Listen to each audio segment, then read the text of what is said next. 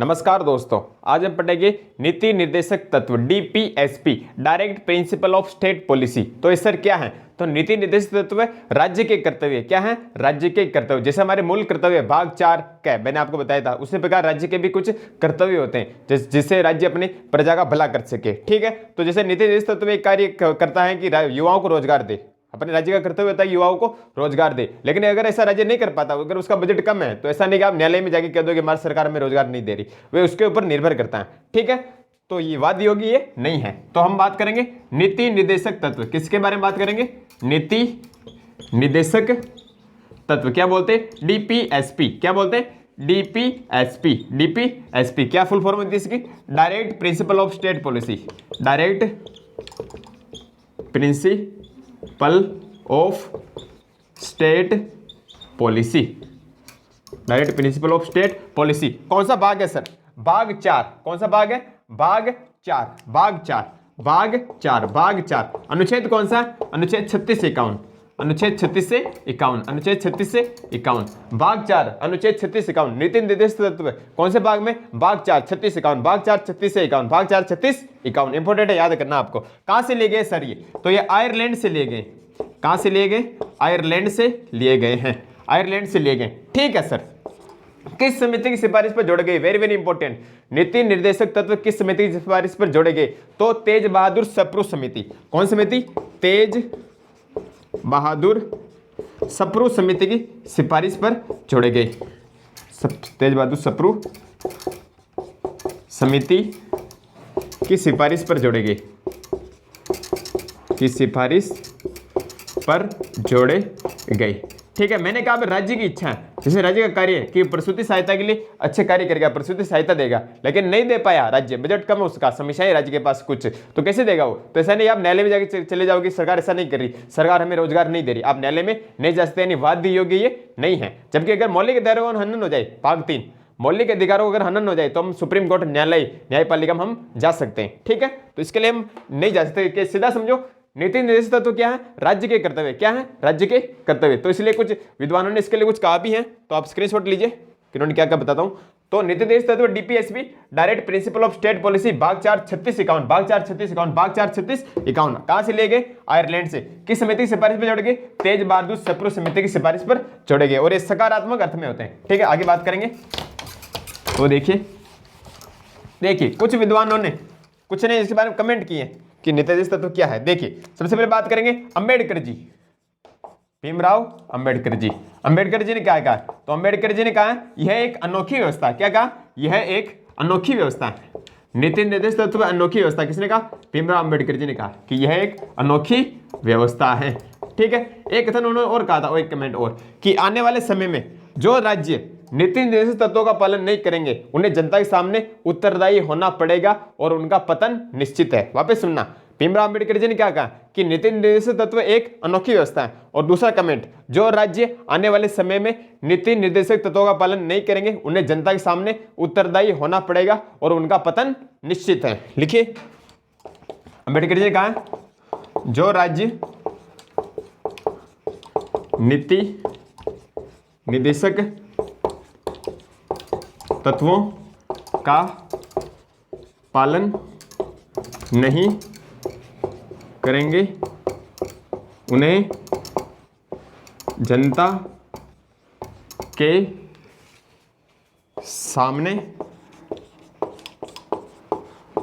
उत्तरदायी होना पड़ेगा और उनका पतन निश्चित है। लेवल से अगर आप तैयारी करो तो आपको याद होनी चाहिए, और उनका पतन निश्चित है। अम्बेडकर जी हो गए। ठीक है सर। फिर केटी साहब एक नामी व्यक्ति ने कहा था कि एक ऐसा बैंक चेक है जिसका भुगतान बैंक पर निर्भर करता है। मैंने कहा युवाओं को रोजगार राज्य को देना चाहिए, लेकिन नहीं दे तो राज्य की इच्छा, वो तो अपन न्यायालय में नहीं जा सकते। तो केटी साहब ने कहा, क्या कहा इनके बारे में? केटी साहब नामक व्यक्ति ने कहा था कि एक ऐसा चेक है जिसका भुगतान बैंक की इच्छा पर निर्भर करता है, बैंक चाहे तो भुगतान करेगा वरना नहीं करेगा। तो यह एक ऐसा चेक है, यह एक ऐसा चेक है जिसका भुगतान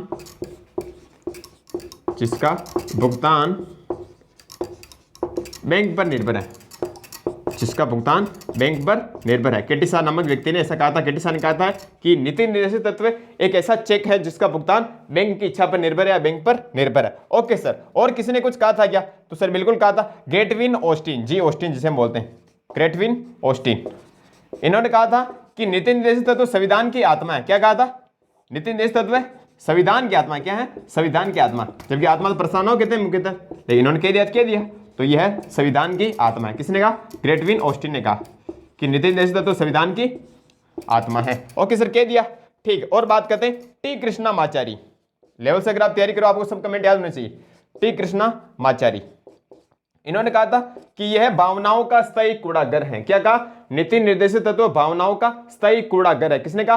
टी कृष्णामाचारी। इन्होंने कहा था यह भावनाओं का स्थायी कूड़ागर है, यह भावनाओं का स्थायी कूड़ागर है, स्थायी कूड़ागर है। किसने कहा? टी कृष्णामाचारी। ठीक है, और नेहरू साहब ने भी कमेंट किया था, जवाहरलाल नेहरू जी ने। इतना इंपॉर्टेंट नहीं है वैसे। नीति निर्देशित तत्व से सामाजिक ढांचे का विकास होता है, ऐसा उन्होंने कहा था। इंपॉर्टेंट नहीं है, लिख लो। लेकिन नीति निर्देशक तत्वों से सामाजिक ढांचे का विकास होता है। पूरा लेवल से मैं आपको पढ़ाऊंगा। सामाजिक ढांचे का विकास होता है, सामाजिक ढांचे का विकास होता है। हो गए कमेंट? इंपॉर्टेंट यही कमेंट है, इसके अलावा आपको कुछ पढ़ने की जरूरत नहीं पड़ेगी कमेंट में। ठीक है सर, वापस रिपीट करते हैं कि पहले किसने कहा? अंबेडकर साहब ने क्या कहा कि यह एक अनोखी व्यवस्था है। दूसरा कमेंट कि जो राज्य नीति निर्देशित तत्वों का पालन नहीं करेंगे उन्हें आने वाले समय में जनता के सामने उत्तरदायी होना पड़ेगा और उनका पतन निश्चित है। Okay sir. फिर केटी शाह नामक व्यक्ति ने क्या कहा कि यह एक ऐसा चेक है जिसका भुगतान बैंक पर निर्भर करता है। ठीक है। फिर कहा था ग्रेटविन ऑस्टिन ने कि यह संविधान की आत्मा है। Okay sir. फिर कहा था टी कृष्णामाचारी ने कि यह भावनाओं का स्थायी कूड़ागर है। ठीक है सर। फिर जवाहरलाल नेहरू साहब ने कहा था कि नीति निर्देशित तत्व से सामाजिक ढांचे का विकास होता है। स्क्रीनशॉट लीजिए और बताता हूं। ले लिया स्क्रीनशॉट? देखिए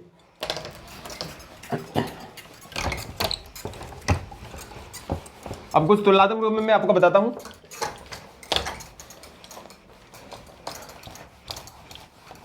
देखिए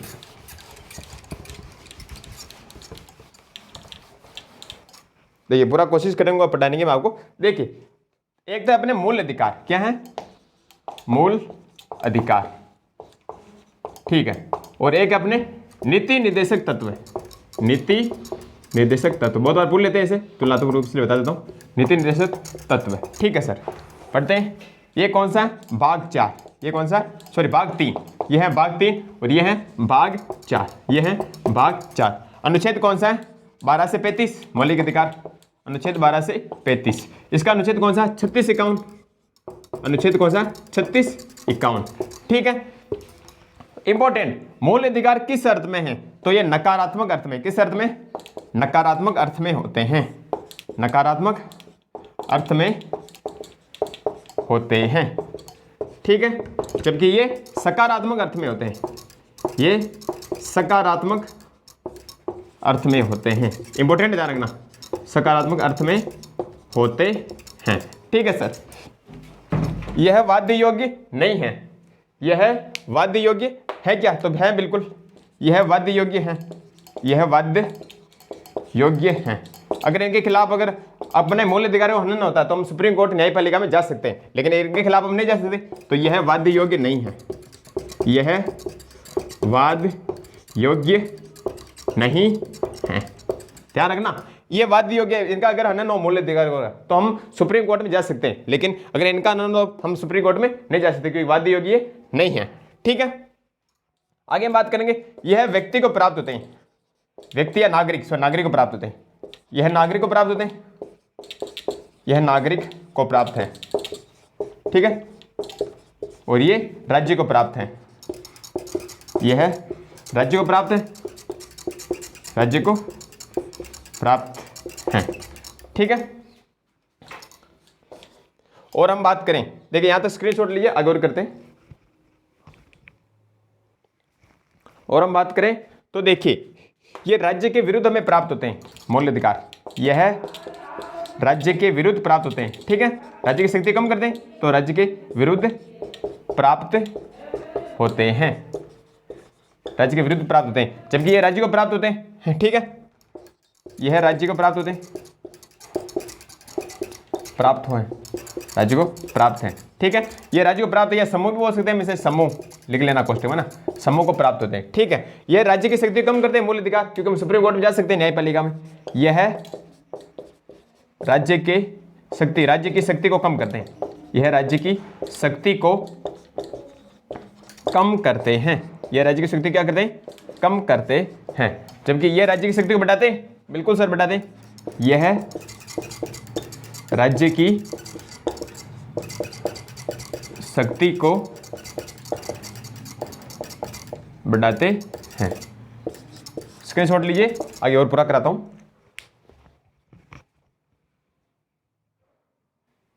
ले लिया स्क्रीनशॉट, आगे और करते हैं। देखिए, एक दो लाइन और लिख लो, छोटी छोटी हैं, यहां लिख लेता हूं। देखिए, मौलिक अधिकार राजनीतिक लोकतंत्र की व्याख्या करते हैं। यह राजनीतिक लोकतंत्र की व्याख्या करते हैं, राजनीतिक लोकतंत्र की व्याख्या करते हैं, जबकि ये क्या करते हैं, सामाजिक आर्थिक लोकतंत्र की व्याख्या करते हैं। किसे करते हैं, सामाजिक आर्थिक लोकतंत्र की व्याख्या करते हैं। लिख लीजिए, नीति निर्देशक तत्व यह सामाजिक आर्थिक लोकतंत्र की व्याख्या करते हैं, सामाजिक आर्थिक लोकतंत्र की व्याख्या करते हैं। ओके सर, व्याख्या करते हैं। ये प्रतिबंधित होते हैं, ये प्रतिबंधित होते हैं, यानी इनके अगर हम अधिकार हनन हो जाए, हम जा सकते हैं सुप्रीम कोर्ट पर, ये प्रतिबंधित होते हैं, जबकि नीति निर्देशक तत्व मुक्त होते हैं, तो इन पर प्रतिबंधन नहीं होता किसी का भी, तो ये प्रतिबंधित नहीं होते हैं, नहीं होते हैं। यह विधि या कानून की स्थापना करते हैं, मूल अधिकार, यह विधि या कानून की स्थापना करते हैं, व्याख्या करते हैं, कानून की स्थापना करते हैं, विधि या कानून की स्थापना करते हैं। ओके सर, जबकि नीति निर्देशक तत्व क्या करते हैं, न्याय की स्थापना करते हैं, सामाजिक आर्थिक राजनीतिक न्याय बताया था मैंने, तो यह न्याय की स्थापना करते हैं, न्याय की स्थापना करते हैं, यानी एक कल्याणकारी राज्य की स्थापना करते हैं। एक बार क्वेश्चन पूछा गया था कि एक कल्याणकारी राज्य की स्थापना संविधान के कौन से भाग में दी गई है, तो भाग 4 कल्याणकारी राज्य, लोक कल्याणकारी राज्य की स्थापना, तो भाग 4 नीति निर्देशक तत्व। स्क्रीनशॉट लीजिए इसका, फिर सभी अनुच्छेद हम पढ़ते हैं। ठीक है,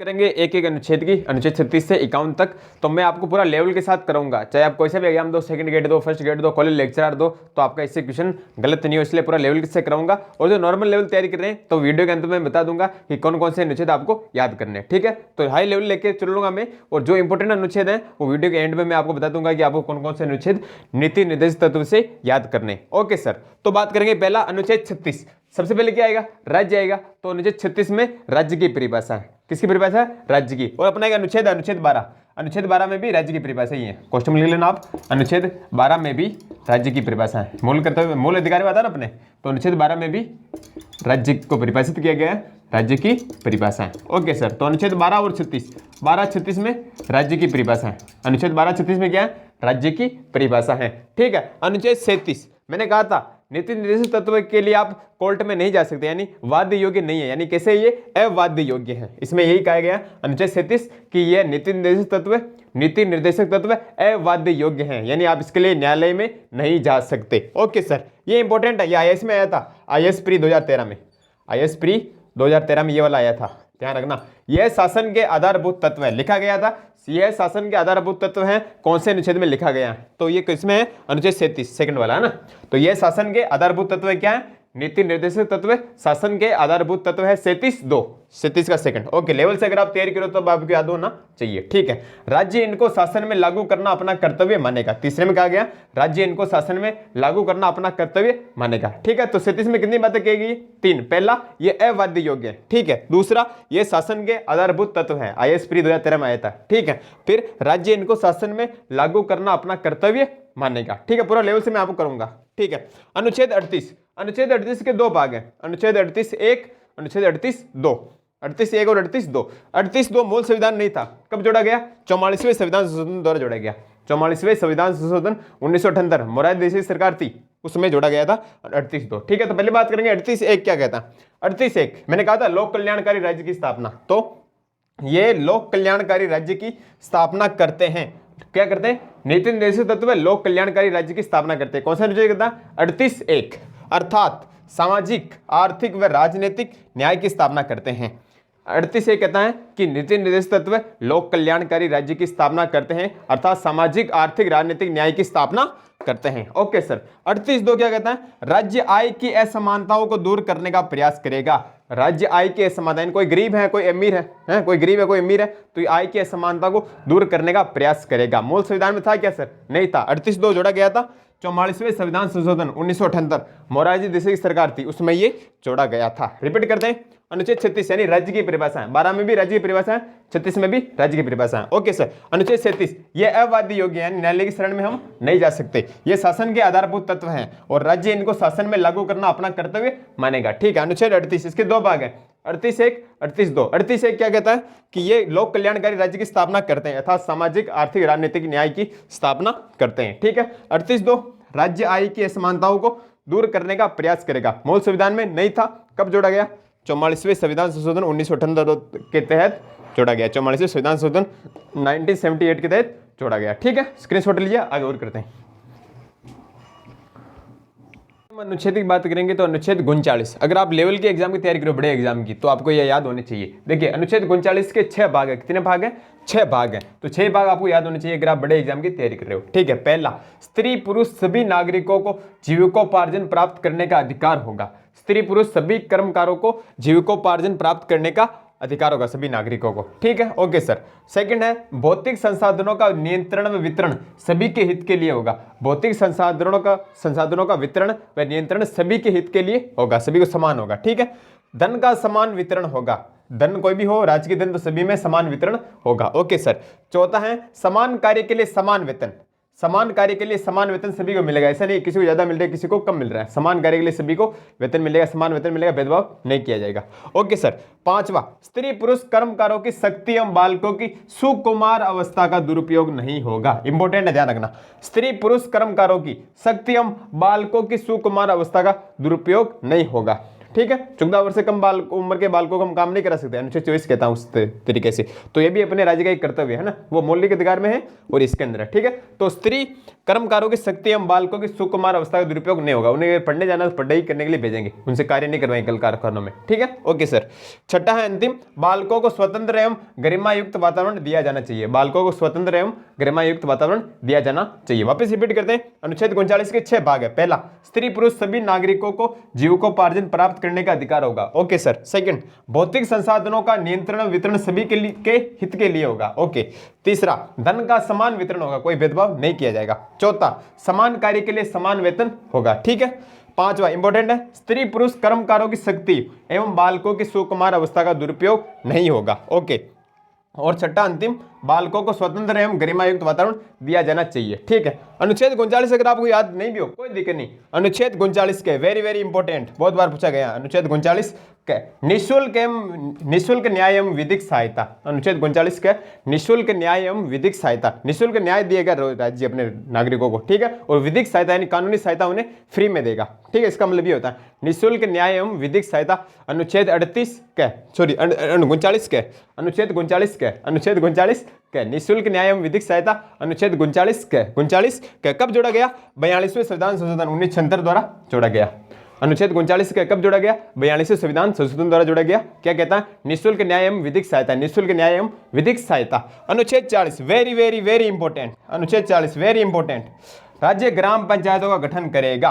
अनुच्छेद 40 राज्य ग्राम पंचायतों का गठन करेगा। महात्मा गांधी जी ने कहा था, तो ये महात्मा गांधी के विचारों से प्रभावित है। अनुच्छेद 40 तो राज्य ग्राम पंचायतों का गठन करेगा। फिर इसके लिए संविधान संशोधन हुआ था, 73वां संविधान संशोधन 243 से 243 ओ तक 16 अनुच्छेद जोड़े गए थे, हैं बताऊंगा आगे मैं। तो अनुच्छेद 40 वेरी वेरी इंपॉर्टेंट, तो आपको याद करना दोनों अनुच्छेद। अनुच्छेद 39 का निःशुल्क न्याय एवं विधिक सहायता कब जोड़ा गया? 42वें संविधान संशोधन 1976 द्वारा जोड़ा गया। ओके, फिर अनुच्छेद 40 राज्य ग्राम पंचायतों का गठन करेगा। वेरी वेरी इंपॉर्टेंट, याद होना चाहिए आपको। लिखिए, आगे और करते हैं।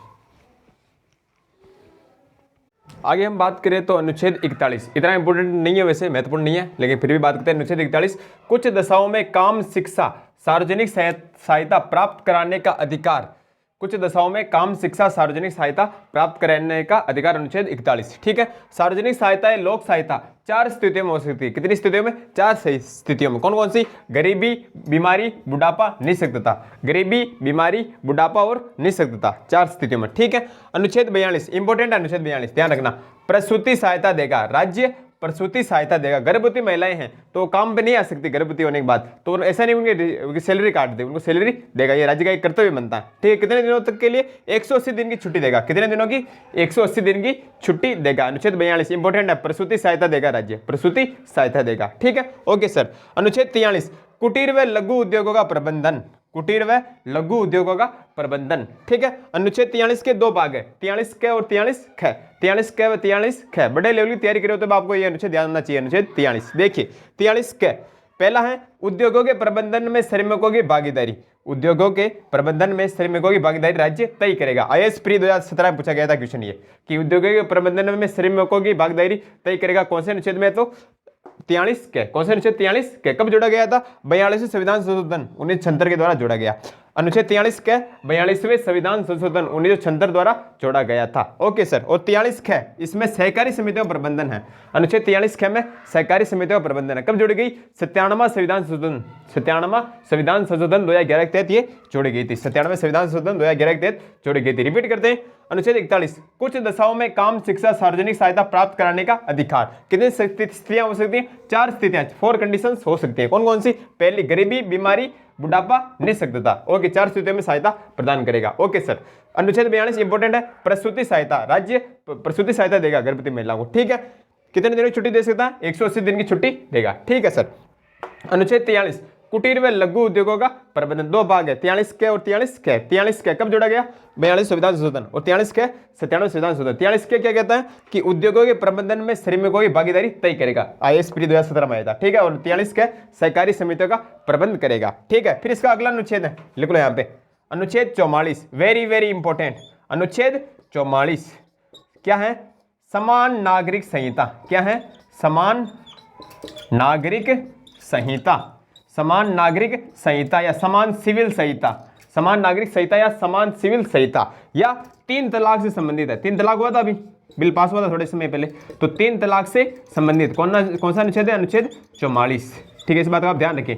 तो अनुच्छेद 44 समान नागरिक संहिता या समान सिविल संहिता, very very important, very very important. याद कैसे करें सर? हमें याद नहीं होता, कैसे याद करना? समझो, 4 और 4 दोनों क्या है? बराबर है नहीं है? 4 और 4, 4 4 दोनों बराबर नहीं है? बिल्कुल बराबर है, तो समान है दोनों, 4 4 समान है। तो समान नागरिक संहिता या समान सिविल संहिता किससे संबंधित है? 3 तलाक से। 3 तलाक हुआ था बिल पास थोड़े समय पहले, तो 3 तलाक से संबंधित है अनुच्छेद 44। वेरी वेरी इंपॉर्टेंट, समान नागरिक संहिता। स्क्रीनशॉट लीजिए, आगे और करते हैं। अनुच्छेद की बात करते हैं तो आगे अनुच्छेद 45 इंपॉर्टेंट अनुच्छेद है। 6 से 14 वर्ष तक के बच्चों को निःशुल्क अनिवार्य शिक्षा देगा। राज्य क्या करेगा? 6 से 14 वर्ष तक के बच्चों को निःशुल्क अनिवार्य शिक्षा देगा। इसके लिए एक संविधान संशोधन हुआ था, 86वां संविधान संशोधन 2002, जिसके अंदर 11वां मूल कर्तव्य जोड़ा गया, और अपने संविधान के अनुच्छेद 21 के में भी इसका उल्लेख है। 21 के तो इंपॉर्टेंट है, 86वें संविधान संशोधन 2002 द्वारा जोड़ा गया था। ठीक है, इसके अंतर्गत क्या आते हैं? तो मिड डे मील जो पोषाहार देते हैं आधे समय में, हाफ टाइम में, तो 1995 मिड डे मील 1995 में आंगनबाड़ी कार्यक्रम चलाया गया था इसी अनुच्छेद के तहत, अनुच्छेद 45 के तहत। ठीक है, रिपीट करता हूं, अनुच्छेद 45 6 से 14 वर्ष तक के बच्चों को राज्य निःशुल्क शिक्षा देगा। ओके सर, ठीक है, निःशुल्क अनिवार्य शिक्षा देगा। कब जोड़ा गया? 86वें संविधान संशोधन 2002 द्वारा जोड़ा गया। कौन सा मूल कर्तव्य? तो 11वां मूल कर्तव्य जोड़ा गया था। 11वां मूल कर्तव्य भी अपना है। और अनुच्छेद 21 के में भी इसका उल्लेख है। अनुच्छेद कौन सा है? तो अनुच्छेद 21 के में भी इस बात का उल्लेख है। ठीक है, मौलिक अधिकार के अंदर, ये आपको याद होना चाहिए। ओके सर, ठीक है। इसके अंतर्गत क्या किया गया? तो मिड डे मील 1995 व आंगनबाड़ी कार्यक्रम चलाया गया था। Okay sir. अनुच्छेद 46 इंपॉर्टेंट नहीं है इतना। अनुच्छेद 46 राज्य द्वारा SC ST एवं कमजोर वर्ग के हितों का संरक्षण किया जाएगा। राज्य द्वारा अनुसूचित जाति, जनजाति एवं कमजोर वर्ग के हितों का संरक्षण किया जाएगा। अनुच्छेद 47 अनुच्छेद 46 सॉरी 46। ठीक है। अनुच्छेद 47 राज्य सरकार प्रत्येक नागरिक के पोषार स्तर व जीवन स्तर को ऊंचा उठाने का प्रयास करेगी। उदाहरण के लिए नशीले पदार्थों पर प्रतिबंध लगाएगी, यानी बैन लगाएगी, रोक लगाएगी। देखिए अनुच्छेद 47 क्या कहता है? 47 राज्य सरकार प्रत्येक नागरिक के पोषार स्तर व जीवन स्तर को ऊंचा उठाने का प्रयास करेगी। उदाहरण के लिए नशीले पदार्थों पर प्रतिबंध लगाएगी, जैसे शराब पर प्रतिबंध लगाएगी। राज्य का कर्तव्य है, लगाए नहीं लगाए वो बात अलग है, लेकिन लगाएगी। ठीक है, नशीले पदार्थों पर प्रतिबंध, बैन, रोक लगाएगी। Okay sir. अनुच्छेद 47। ठीक है। अनुच्छेद 48 कृषि व पशुपालन में नई तकनीकी का विकास करेगी। ऐसी तकनीकों का विकास करेगी जिससे कृषि पशुपालन का विकास हो सके। ठीक है। और गौ हत्या पर रोक, ये प्रश्न पूछा गया था शायद एक बार कि गौ हत्या पर रोक, गौ हत्या निषेध किस अनुच्छेद के अंतर्गत है? तो अनुच्छेद 48। ठीक है। अनुच्छेद 48 के वेरी वेरी इंपॉर्टेंट याद होना चाहिए। अनुच्छेद 48 के पर्यावरण, वन तथा वन्य जीवों का संरक्षण, पर्यावरण, वन तथा वन्य जीवों का संरक्षण अनुच्छेद 48 के कब जोड़ा गया? 42वें संविधान संशोधन 1976 द्वारा जोड़ा गया। अनुच्छेद 48 के पर्यावरण, वन तथा वन्य जीव संरक्षण कब जोड़ा गया? 42वें संविधान संशोधन 1976 द्वारा जोड़ा गया। 48 के इंपोर्टेंट वापस बोलता हूं, देखो। अनुच्छेद 45 6 से 14 वर्ष तक के बच्चों को निःशुल्क अनिवार्य शिक्षा देगा। ओके। अनुच्छेद 46 इसके द्वारा SC ST क्षेत्र कमजोर हितों के वर्ग का संरक्षण किया जाएगा। ठीक है। अनुच्छेद 47 कि प्रत्येक नागरिक के पोषार स्तर और जीवन स्तर को ऊंचा उठाने का प्रयास करेंगे। ठीक, जैसे नशीले पदार्थों पर रोक। Okay sir. अनुच्छेद 48 कृषि व पशुपालन में नई तकनीकों का राज्य विकास करेगा। ठीक है।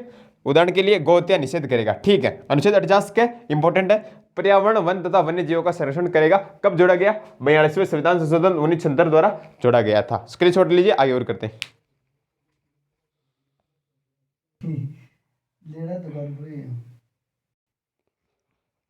आगे हम बात करें तो देखिए अंतिम अनुच्छेद चल रहे अपने अनुच्छेद 49 राष्ट्रीय महत्व के स्मारक, किले तथा वस्तुओं का संरक्षण राज्य करेगा। राष्ट्रीय महत्व के किले, स्मारकों का संरक्षण कौन करेगा? राज्य करेगा। ठीक है। अनुच्छेद 49 इतना ज्यादा इंपॉर्टेंट नहीं है। अनुच्छेद 50 वेरी वेरी इंपॉर्टेंट। अनुच्छेद 50 क्या है?